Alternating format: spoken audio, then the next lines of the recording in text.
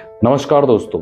America द्वारा 28 फरवरी को Iran के विभिन्न शहरों पर बम गिराए गए, जिसमें मुस्लिम समुदाय के हेड आयतुल्ला अली खामेनी की मौत हो गई, जो ईरान के सुप्रीम लीडर थे। उनकी मौत के बाद दुनिया भर के मुसलमान समुदायों में आक्रोश का माहौल बना हुआ है। भारत में भी कई जगहों पर विरोध प्रदर्शन हुए हैं। अमेरिका और इजराइल के खिलाफ नारेबाजी की गई है। ईरान ने भी जवाबी हमले करते हुए सेंट्रल ईस्ट में अमेरिकी सैन्य ठिकानों पर मिसाइलों से हमले किए हैं। The American campaign that decimated its leadership. At least 9 US military positions have been hit in less than 48 hours. These are relatively close targets. They're much nearer to Iran than its usual target. आइए समझते हैं इसकी शुरुआत कहां से हुई है। साल 1950 के दशक में ईरान के प्रधानमंत्री मोहम्मद मोस्तगे ने देश के तेल उद्योगों का राष्ट्रीयकरण किया, जिसमें ब्रिटेन और अमेरिका की कंपनियों को बहुत बड़ा नुकसान हुआ। Nationalization of Iranian oil was a blow to Britain's economic interests and to the survival of the British Empire. 1953 में अमेरिका की खुफिया एजेंसी CIA द्वारा ब्रिटेन की मदद से एक गुप्त ऑपरेशन चलाया गया और मोस्तगे को सत्ता से हटा दिया गया। इसके बाद मोहम्मद रेजा पहलवी को प्रधानमंत्री के पद पर नियुक्त किया गया। इस घटना के बाद ईरान की आम जनता को लगा अमेरिका उनकी राजनीति में हस्तक्षेप कर रहा है। यही हस्तक्षेप आगे चलकर बड़ी दुश्मनी में तब्दील हो गया। 1979 में ईरान में एक बड़ी क्रांति ने जन्म लिया, जिसे ईरानियन रेवोल्यूशन कहा जाता है। धार्मिक नेता रुहुल्लाह खामेनी के नेतृत्व में मोहम्मद रेजा पहलवी को सत्ता से हटा दिया गया। इस्लामिक गणराज्य की स्थापना की गई। इसी वर्ष तेहरान में यूनिवर्सिटी के छात्रों के द्वारा अमेरिकी दूतावास पर कब्जा कर लिया गया और 52 अमेरिकी राजदूतों को 444 दिन तक बंधक बनाकर रखा गया। इसके बाद अमेरिका और ईरान के बीच कूटनीतिक संबंध पूरी तरीके से समाप्त हो गए।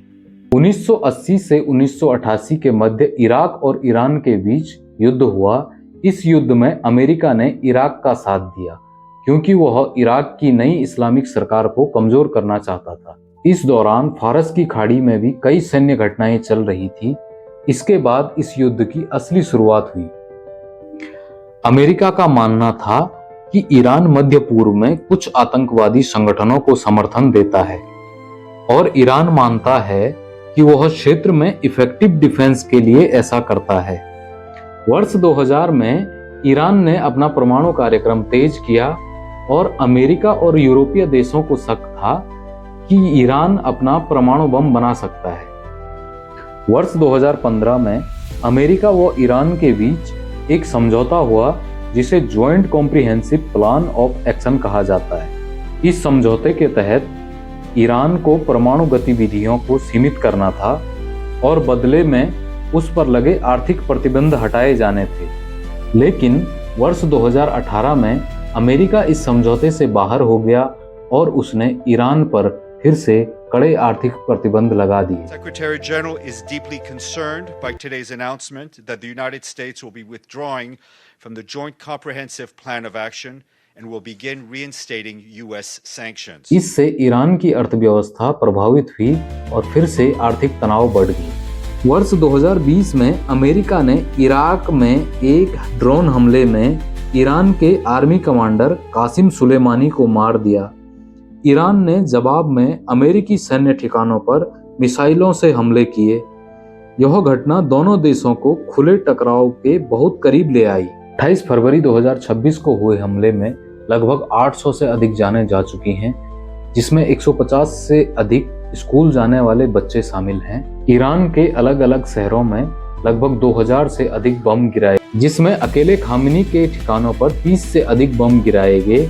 यह हमला सुबह 8:10 पे हुआ, जिसमें आयतुल्ला खामेनी के साथ पूरा परिवार खत्म हो गया। इस हमले में अमेरिका और इजराइल ने मिलकर ईरान के मिसाइल साइट्स, परमाणु ठिकानों और नौसेना के कमांड सेंटरों पर लगभग 1700 से अधिक हमले किए।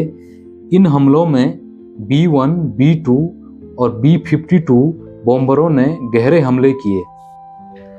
इसके अलावा ईरान ने भी जवाबी हमले में 500 से अधिक मिसाइलें और ड्रोन दागे हैं। कुल मिलाकर खाड़ी देशों में हड़कंप का माहौल बना हुआ है। भारत की अर्थव्यवस्था पर भी इसका गहरा प्रभाव पड़ेगा।